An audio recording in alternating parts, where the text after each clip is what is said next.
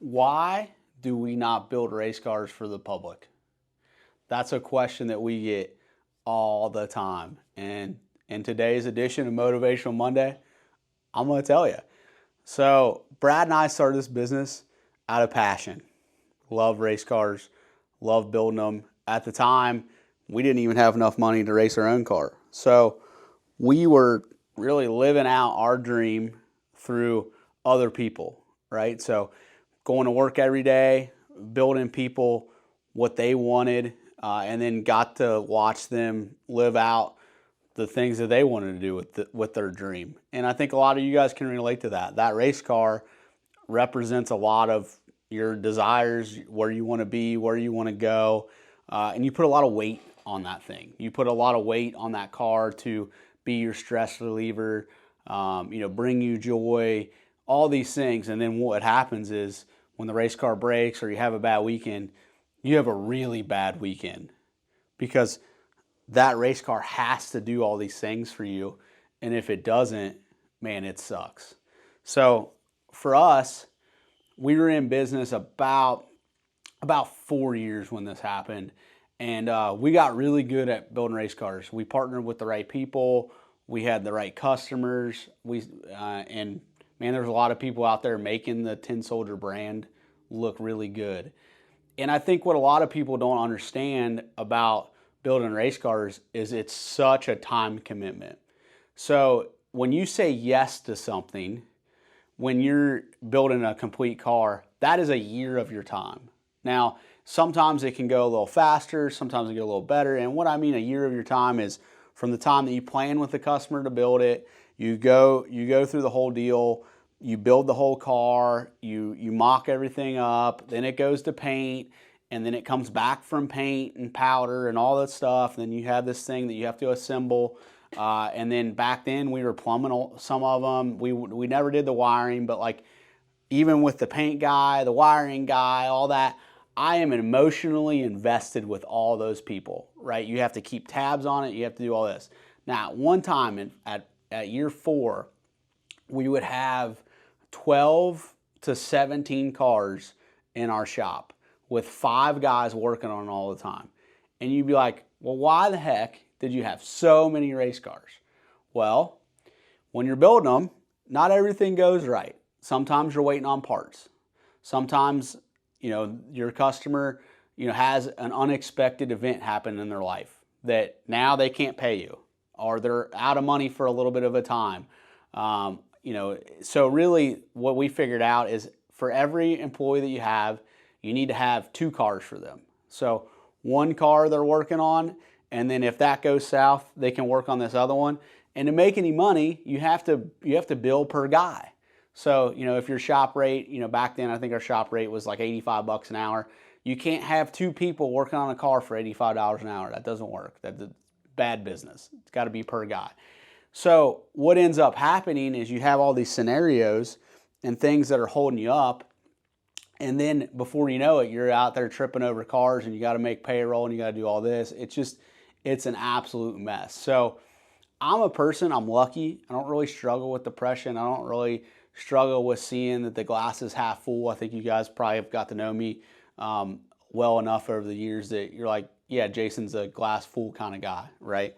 Well, year 4 was probably one of the worst years of my life. I stopped being that glass full, half full kind of guy. I was depressed. I didn't want to go to work. I had a little girl. Zaya was 4 at the time. We had my other daughter Emmy too. So I had these 2 beautiful little girls at home that, because this shop was taking so much of my time and energy, these people were taking so much from me, not intentionally. It's just when you're building a custom car for somebody, dude, it's an intimate process. You're married to that person for a length of time. Now imagine that you got like 15 of those relationships that are taking so much from you all the time. Just, want to know where their car's at, they want to know what you think about what color they should paint it, what color they should powder coat it, who should wire it, what class they should run, who should build their engine, because they're excited, right? They're just so excited. So you're trying to maintain 15 of those relationships, and then you get to know those people really well. You get to know when they're sad, when they're mad, when they're, and some of that times it's because it's something you did, right? Because when you put a lot of pressure on the race car to perform at the racetrack, you also put a lot of pressure on it to perform while it's in the race car shop. So if something doesn't go the way that they wanted, and it may not be even anything bad, it just doesn't meet their way that they thought about this, man, it's a big deal. So because of all that, I was really running on empty, man, and I was sad and broken, and I didn't, now you guys get to see me do a lot of, I love you guys, and when I say that, I mean it. Like, people come here all the time. They stop just for prayer. They stop for just to get a high five or whatever. Like, we have a very much an open door policy, which is really weird for a race car shop. The right way to do it, if we're completely business mindset, is you lock the door, nobody's allowed to talk to us, and we get our work done. That's what makes sense. And that's what should have happened during that time of our life. But man, that's not what we wanted. We wanted a place that was for people. We wanted a place that people could buy stuff from us and we could have these relationships.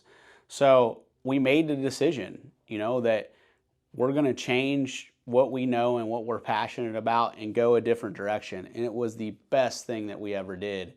And there's a verse in the Bible, there's a little section that I think about a lot. And it says, this is in Matthew 11, and it starts in verse 28, and it says, "Come to me, all who are weary and burdened, and I will give you rest. Take my yoke upon you and learn from me, for I am gentle and humble in heart, and you will find rest for your souls. For my yoke is easy and my burden is light."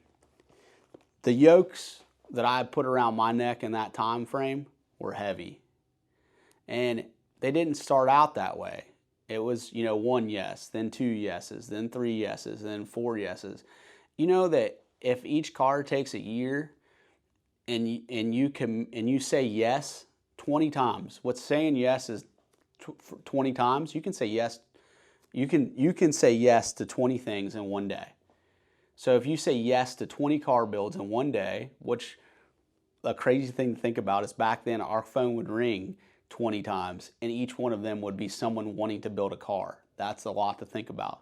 So in one day, you could say yes enough times that your life could be figured out for 20 years.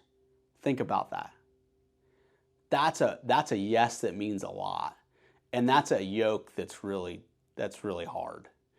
So we decided that we wanted something different, and we went down this parts manufacturing deal, and and a lot of it too was I was burdened. I needed rest.